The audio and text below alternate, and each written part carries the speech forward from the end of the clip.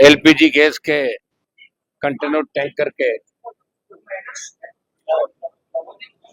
फटने से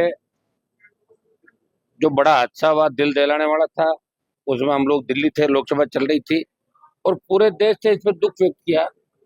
लेकिन बार बार ऐसे हादसे होना कहीं न कहीं किसी न किसी की लापरवाही उजागर करती है। भारत सरकार के नियम है कि गैस से भरे टैंकर, तेल से भरे टैंकर अति ज्वलनशील, अति संवेदनशील जितने भी प्रकार का जो ये आपका तेल, गैस और दूसरे आइटम है, इनको रात 10 बजे से लगा के सुबह 7 बजे तक आप सड़कों पे नहीं चलाओगे। ये नियम है भारत सरकार का। और पहले भी कई बार मैं धन्यवाद दूंगा मीडिया का कि आप लोगों ने नियम बताए, वापस छापे आपने, ये नियम होते हैं, एक्सपर्ट व्यू आपने छापे।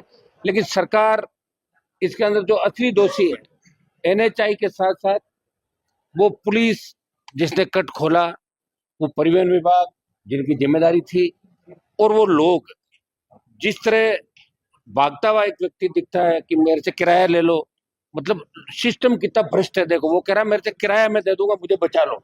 ये इस तरह की तस्वीर छपना इस बात की ओर इंगित करता है कि अपन देश ये 75वां जो मना रहे हैं पर्व आजादी का, मुझे लग रहा है कि ये इस तरह की आजादी अभी होगी। आज भी करोड़ों लोग इस देश के अंदर भूखे सोते हैं। जब कुछ बात होती है, मैं मीडिया का धन्यवाद दूंगा कि आप लोग जब इस मीडिया ट्रायल बन जाता है, मीडिया जब चीज के पीछे पड़ता है, निश्चित रूप से 2-3-5 दिन सरकार की नींद खुलती है। इससे पहले भी जो आईओसी के गोदाम के अंदर आग लगी, और उससे पहले ये बूंगरा के अंदर जो गैस त्रासदी हुई, जोधपुर के अंदर 4 दिन की बात चलती है। आज 50 से ज्यादा गोदाम जयपुर शहर के अंदर होंगे, लेकिन 2 दिन में कितने गोदाम पकड़े, ये किसी के पास हिसाब किताब नहीं होगा। मैं मांग करूंगा राजस्थान की सरकार से, इस पूरे मामले की सीबीआई जांच कराए सरकार, किसमें आखिर किनका दोष था जिसकी वजह से दुर्घटना घटी। और इसके अंदर जितने भी लोग हैं, चाहे आईओसी के लोग हो, चाहे दूसरे डिपार्टमेंट के लोग हो, रात को कैसे ये टैंकर चल रहे थे, उन सब पे कार्रवाई हो। मैं तो ये भी कहूंगा कि स्थानीय नेताओं को भी अगर कहीं भूमिका दिखती हो भाई कट खुलवाने में किसी नेता का योगदान है, तो सीबीआई उस मामले की जांच भी करे, ताकि दोबारा ऐसी घटनाओं की पुनरावृत्ति नहीं हो। और दिल दिलाने वाली ऐसी घटनाओं के वीडियो हमारे बच्चे देख रहे, महिलाएं देख रही, किस तरह का हालात है 4 दिन से, ये किसी छुपे नहीं। चूंकि मैं मरीजों से नहीं मिलूंगा, और बड़ा दुर्भाग्यपूर्ण है कि 13 से ज्यादा मौतें हो गई और अभी 23 से ज्यादा लोग गंभीर झुलसे में एसएमएस अस्पताल, जो हमारा बड़ा अस्पताल है, चिकित्सक इलाज अच्छी तरीके से कर मैं देख रहा हूँ। और कोई हम पॉलिटिकल माइलेज लेने या नहीं आए, हमारी इच्छा थी पहले दिन से हम लोग लगे और आप लोग भी लगे हो, इसलिए मैं एक बार अटेंडेंट जो है उनको यहाँ ना बुला के मैं अटेंडेंट से मिलने वार्ड के बाहर तक जाके आऊंगा। और मैं 50 लाख रुपए सांसद कोष से बर्न यूनिट के लिए आइंदा से ऐसी घटनाएं नहीं हो, भगवान करे हो भी जाए तो मेरे एमपी कोटे से 50 लाख रुपए देने की घोषणा करता हूँ एसएमएस अस्पताल को, जो हमारे राजस्थान का सबसे उत्तरी भारत का सबसे बड़ा अस्पताल है।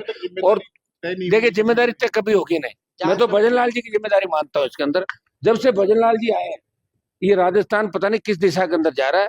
और एक हादसा नहीं, कितनी बार हादसा, अगर भजन लाल जी खुद का आप देखे हादसा, उस दिन अगर वो सुरेंद्र सिंह और वो नहीं आते तो अस्पताल की गाड़ी इनकी गाड़ी के अंदर पड़ जाती। मुख्यमंत्री के साथ कितनी घटनाएं होगी।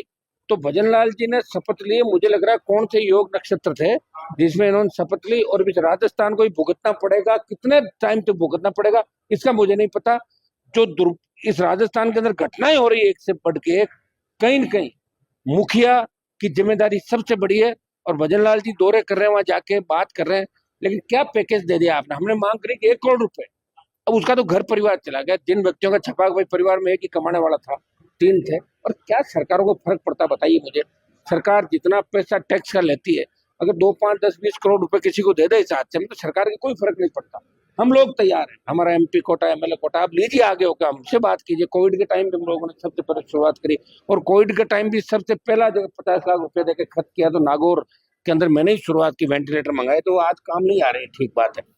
लेकिन मैं इसमें भजन लाल जी की जिम्मेदारी मानता हूँ। भजन लाल जी को खुद की जिम्मेदारी लेते हुए इनके विभाग, परिवहन विभाग, डिप्टी सीएम जो आपके इसी इलाके का था, जिसके पास 3-4 महकमे इस मामले के, तो किसी न किसी व्यक्ति को अपनी जिम्मेदारी लेनी चाहिए। और भजन लाल जी राजस्थान के लिए अशुभ है, ये मैं कहना चाहूंगा। आगे पता नहीं क्या क्या घटनाएं होगी, ईश्वर बचाए इस राजस्थान को, मैं यही कहना चाहूंगा। जांच कमेटी बनाई कुछ नहीं, आप सुनिए, देखो हम सड़कों में निकलेंगे जल्दी, 1-2 दिन के अंदर। बड़ा जो राजस्थान के अंदर घटनाएं हो रही है, इसको लेकर किसी को लड़ना पड़ेगा। कांग्रेस भारतीय जनता पार्टी की गोद में बैठ गई, सरेंडर होगी क्योंकि कांग्रेस के लोगों ने जिस तरह पेपर लीक कराए, जिस तरह की घटनाएं घटी, कांग्रेस वाले आंदोलन की बात करते, बीजेपी वाले कहते तुम्हें अंदर करा देंगे, चुप हो जाते हो, घर बैठ जाते जाके। तो इसलिए भाई आरएलपी को लड़ना पड़ेगा इस राजस्थान को बचाने के लिए, इस व्यवस्था को ठीक करने के लिए। और जल्दी हम आपको राजस्थान की सड़कों पर इस राजधानी को घेरते हुए नजर आएंगे। बड़े आंदोलन, पेपर लीक से लेके एसआई भर्ती से लेके तमाम जो मुद्दे, इनको आने वाले समय के अंदर आप हमें लड़ता हुआ देखो।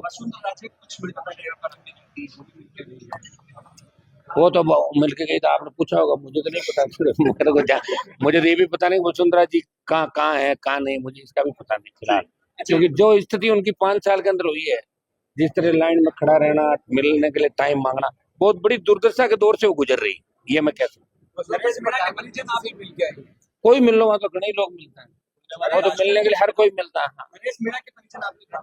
मेरे घर पे कल वो लोग आए थे, मैं प्रयास करूंगा जिस तरह गांव के अंदर घुस के पुलिस ने जिस तरह बेरहमी से लोगों को मारा पीटा और खुद गाड़ियां पुलिस ने जलाई, और उस एसडीएम का करैक्टर भी आपको सबको पता है, जो उसके खिलाफ जिस तरह फर्जी डिग्री और सारी लेके आया था। मेरे वहां रहा हुआ वो लड़का, वो ठीक नहीं, फर्जी मतदान करा था। हाँ ठीक है, कानून हाथ में नहीं लेना चाहिए, ये बात ठीक है। और मैंने इसलिए कहा था कि मेरे वहां वो गलत काम करके आया था, वहां पे इलीगल माइनिंग करवाता था खड़ा रहकर।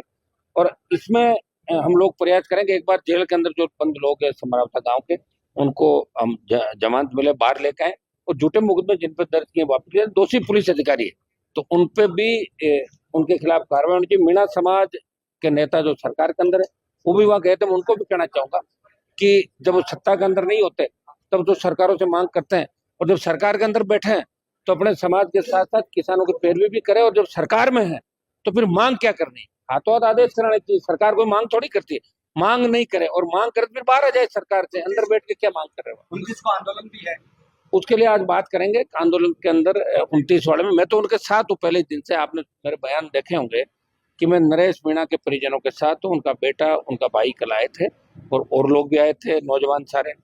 तारीख 29 थोड़ी क्या दिसंबर के लास्ट की तारीख है, इसमें एक बार प्रोग्राम देख के हम तय करेंगे उसके अंदर। लेकिन मैं उस परिवार के साथ हूँ, उस समाज के साथ हूँ, और इस व्यवस्था के मैं खिलाफ हूँ, पुलिस कर्मियों की कार्रवाई खिलाफ मैं समय समय में बात करता हूँ। ठीक है।